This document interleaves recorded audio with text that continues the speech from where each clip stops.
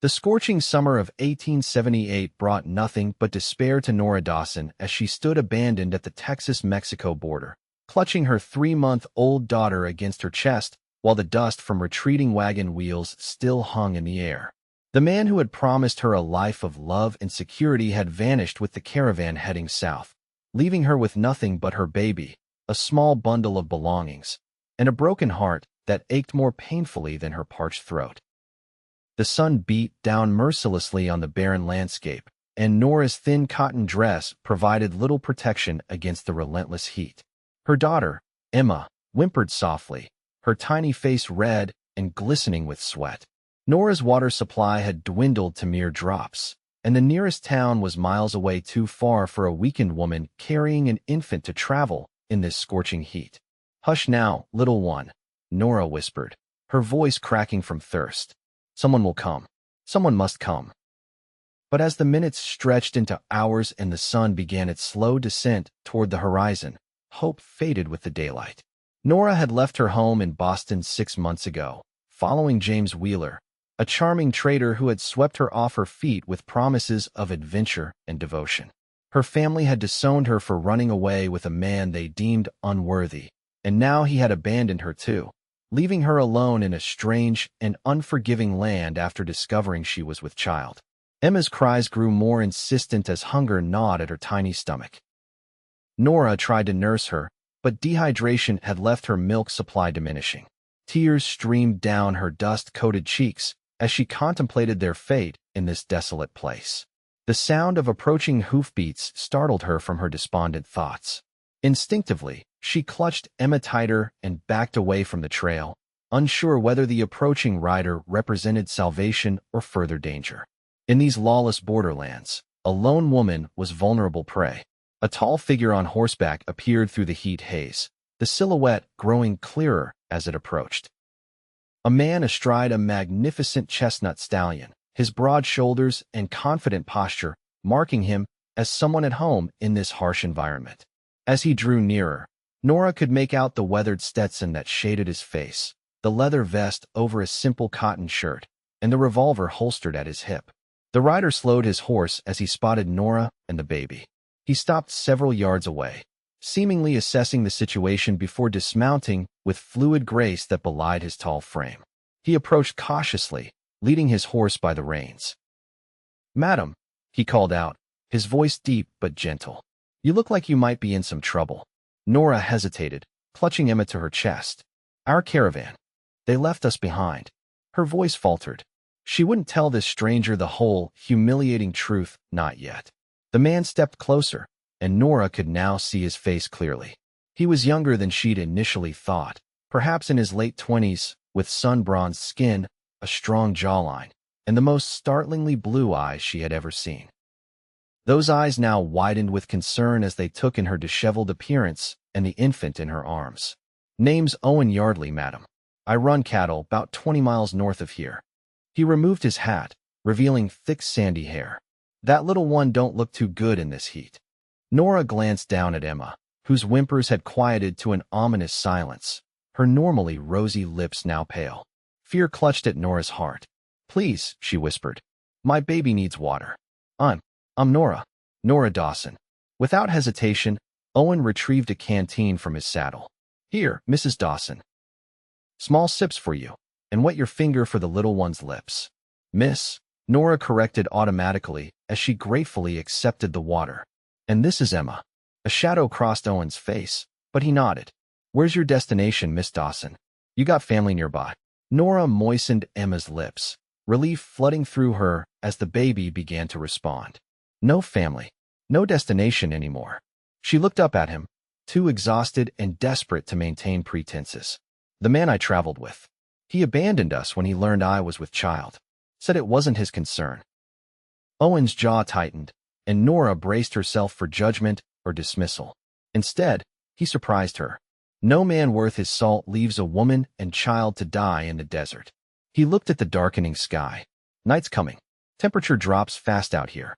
My ranch is the closest safe place. I can take you there, give you shelter till you decide your next move." Nora hesitated only briefly before nodding. What choice did she have? "Thank you, Mr. Yeardley. Owen stepped closer. "May I?" he asked, gesturing to Emma. When Nora nodded, he gently took the baby from her arms, cradling the tiny form against his broad chest with surprising tenderness. The contrast of the rough cowboy holding the delicate infant struck Nora deeply. "Come on," he said, leading her to his horse. "Ranger here is strong enough to carry all three of us." With practiced ease, Owen mounted the stallion while still holding Emma securely, then extended his free hand to help Nora up behind him. She settled against his back, one arm around his waist for stability, the other supporting her daughter, who now rested in the crook of Owen's arm. "Hold tight, Miss Dawson," he instructed as he urged the horse forward. "We'll be home before full dark." As they rode, the landscape gradually transformed from barren scrubland to more verdant terrain. The setting sun painted the sky in brilliant oranges and purples, a beauty that seemed at odds with the desperation of her situation. Yet for the first time in months, Nora felt something akin to hope stirring within her. True to his word, they arrived at a modest but well-maintained ranch house just as the last light faded from the sky. A middle-aged Mexican woman emerged from the house as they approached. "Carmen," Owen called out, "we have guests in need of help." The woman took one look at Nora and the baby and immediately sprang into action, speaking rapidly in Spanish as she ushered them inside. "Carmen's been with me since I started this place," Owen explained as he gently handed Emma back to Nora. "She's the closest thing to family I got out here." The interior of the ranch house was simple but comfortable, with solid wooden furniture, clean floors, and a large fireplace that provided warmth against the rapidly cooling night air. Carmen led Nora to a small bedroom off the main living area. "You rest here with your little one," she said in accented English. "I bring food and clean clothes." Overwhelmed by the sudden kindness after such desperation, Nora could only nod gratefully as she sank onto the bed, still cradling Emma. Later, after a simple but nourishing meal of beans, cornbread, and beef stew, with Emma fed and sleeping peacefully in a makeshift cradle fashioned from a drawer lined with soft blankets, Nora sat by the fire with Owen. "I can't thank you enough," she said softly. "You saved our lives today." Owen shook his head. "Any decent man would have done the same." "No," Nora replied, "not any man." The memory of James's cold eyes as he ordered the caravan to move on without her made her shudder. Owen studied her face in the firelight. "What will you do now, Miss Dawson?" It was a question Nora had been avoiding. "I have a little money saved, perhaps enough for stage fare to the nearest large town where I might find work." She glanced toward the bedroom where Emma slept. "Though who would hire a single mother with an infant? You could stay here," Owen said abruptly, then cleared his throat when Nora looked up in surprise. "Just until you get on your feet. Carmen could use the help with the household, and there's plenty of room." "I couldn't impose. It's not imposing if I'm offering employment," Owen interrupted. "Room, board, and a small wage in exchange for helping Carmen. The nearest town's a day's ride, and there's not much work there for a woman with your situation." Nora knew he was right. Her options were desperately limited. "You're very kind, Mr. Yeardley." "Owen," he corrected with a small smile. "If you're staying under my roof, might as well use my given name." "Owen," she repeated, finding she liked the way it sounded. "Then you must call me Nora." He nodded, the firelight dancing in his blue eyes. "Welcome to Yeardley Ranch, Nora and Emma Dawson." The days quickly fell into a rhythm at the ranch. Nora helped Carmen with cooking, cleaning, and tending the small vegetable garden behind the house. Emma thrived in the stable environment, growing plumper and more alert each day. Owen was often gone from dawn till dusk, working with his small crew of cowboys to manage the cattle, but he always made time in the evenings to sit with Nora and ask about her day. 2 weeks after their arrival, Nora was hanging laundry in the yard when she spotted Owen returning early, riding hard toward the house. Her heart quickened with alarm. "What's wrong?" she called as he dismounted. "Nothing," he replied, a rare smile lighting his usually solemn face. "Got something to show you and Emma." "Where is she?" "Napping. Carmen's watching her." Owen nodded. "Wake her up. It's worth it, I promise." Curious, Nora retrieved Emma, who fussed at being disturbed but quieted when Owen approached and tickled her chin. "Follow me," he said, leading them to the small barn beside the house. Inside, nestled in fresh hay, was a tiny spotted fawn, its large eyes regarding them warily. Found her near the north pasture, Owen explained. Mother was killed by coyotes. Thought Emma might like to see her. He glanced down at the baby in Nora's arms. Too young to remember, I suppose, but seemed like something special. The gesture touched Nora deeply. This rugged man had thought to bring home an orphaned animal, not just out of compassion for the creature, but to create a moment of wonder for her daughter. What will happen to her? Nora asked, kneeling carefully beside the fawn. Raise her by hand until she's old enough to release, Owen replied. Done it before. You're full of surprises, Owen Yeardley, Nora said softly. He shrugged, but she caught the hint of color rising on his tanned cheeks. Figured you and Emma might help. Give you something to do besides laundry and dishes. And they did. The fawn, which Emma named Daisy through her babbling that Nora interpreted, became a project they shared. Owen showed Nora how to bottle feed the creature, and soon caring for Daisy became part of their daily routine. It gave them more reasons to spend time together, and Nora found herself looking forward to these moments with increasing anticipation. One evening, as they sat on the porch watching Daisy prance around the yard on strengthening legs, Owen turned to Nora. You never told me your story, he said. How a Boston lady ended up in these parts. Nora sighed, watching Emma play with a wooden toy Owen had carved for her. It's not a very flattering tale. Don't need to be flattering to be worth telling. So she told him about her sheltered upbringing in a respectable but cold Boston household, about meeting James Wheeler at a society function where he'd charmed her with tales of the frontier, about their secret courtship and her impulsive decision to flee with him when her parents forbade the match. I thought it was love, she said, her voice hollow. But for him, I was just convenient company for the journey. When I told him I was with child, he became distant. By the time Emma was born, he barely acknowledged us. And then, her voice faltered. And then he left you at the border. Owen finished, his voice tight with barely contained anger. Nora nodded. Said he had business opportunities in Mexico that didn't include a woman and a squalling infant. Told the caravan leader I'd chosen to stay behind. She looked down at her hands. No one questioned it. No one cared enough to verify. Owen was silent for a long moment. His loss, he finally said. Man who can't see the value of what he had doesn't deserve a second thought. The simple statement, delivered without judgment or pity, washed over Nora like a balm. Owen wasn't looking at her with the disappointment her parents would have shown or the scorn society would heap upon an unwed mother. He was looking at her as if she were something precious that had been discarded by a fool. As summer gave way to fall, Nora found herself feeling increasingly at home on the ranch. She learned to ride from Owen, side saddle at first, and then, scamlessly, astride like a man when they were far from prying eyes. She discovered that she had a talent for bookkeeping and began helping Owen organize the ranch accounts, which he had neglected badly. Emma's first birthday approached as winter settled on the land, bringing cool temperatures but little of the snow Nora had known in Boston.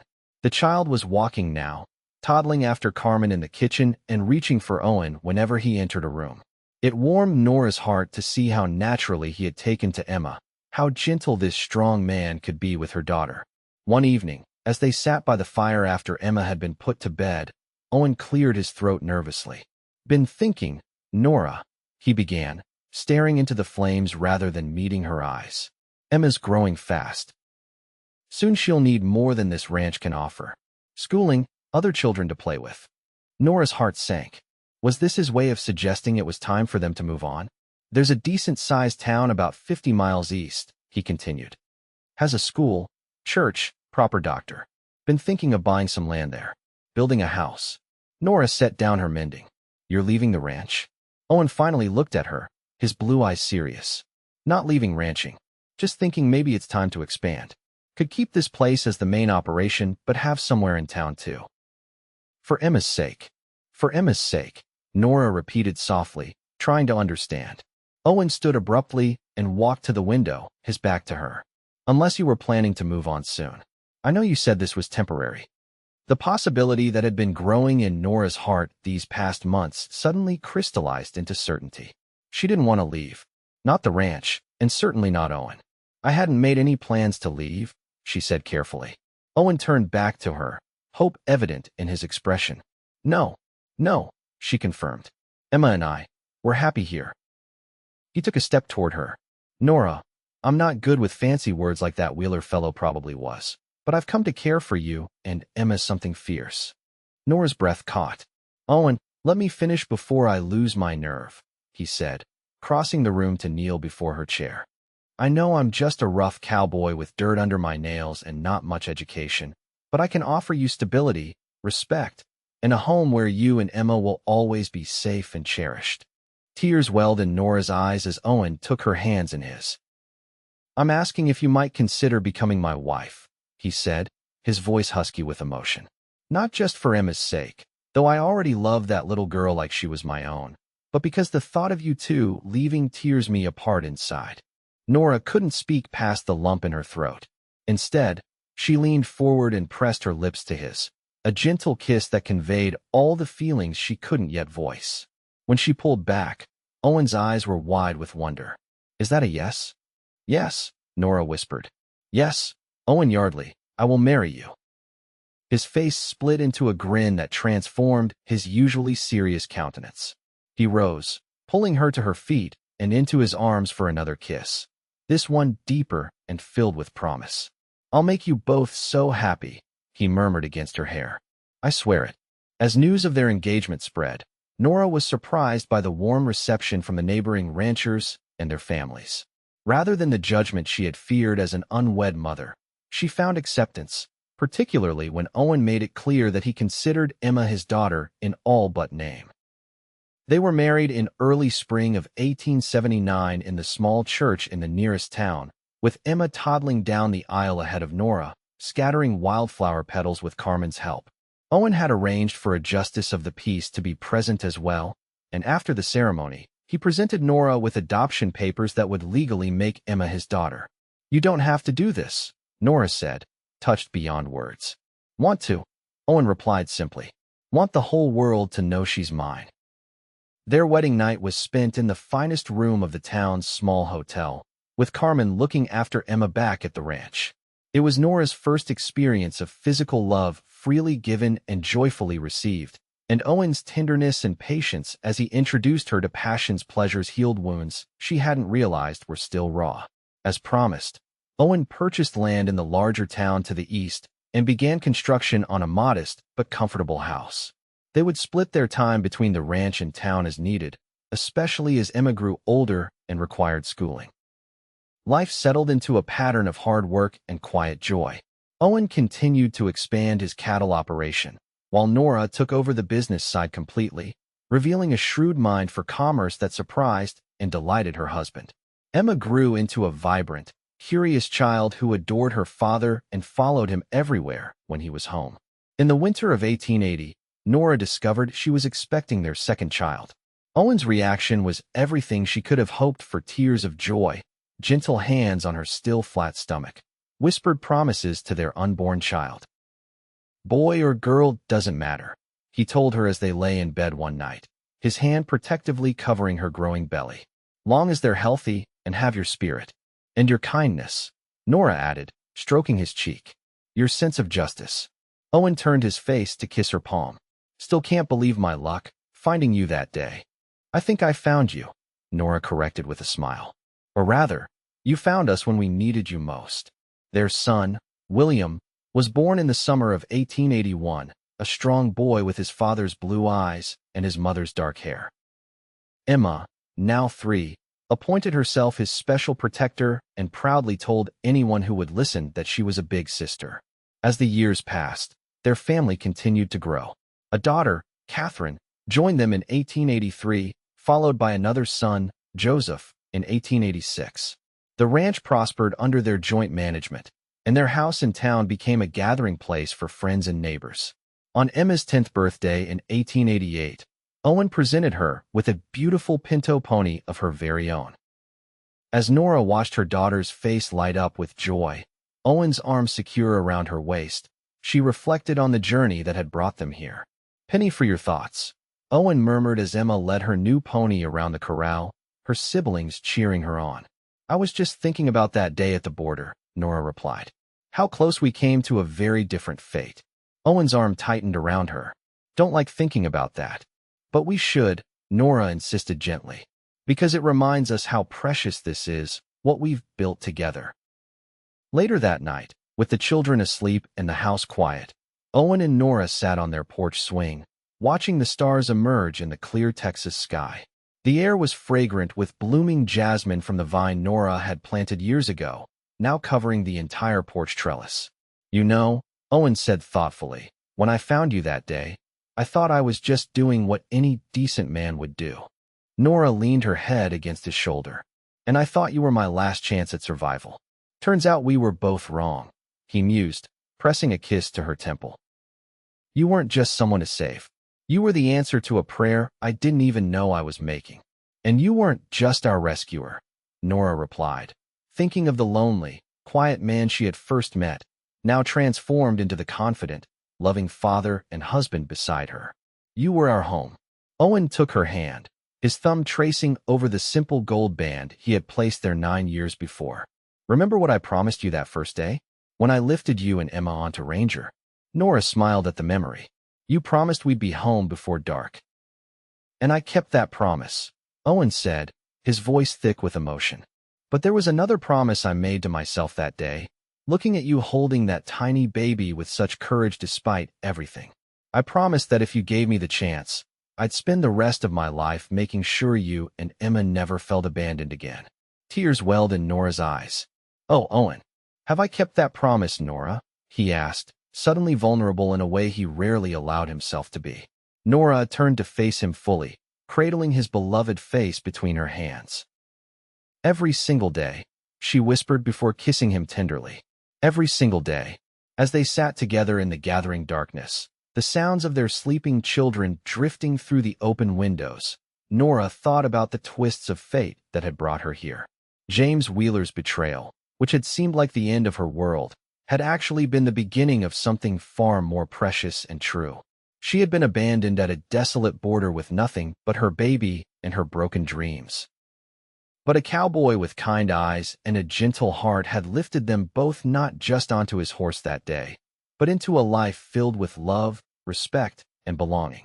Sometimes, Nora reflected as she nestled closer to her husband under the star-filled Texas sky, what looks like the end of the road is really just the beginning of the journey home.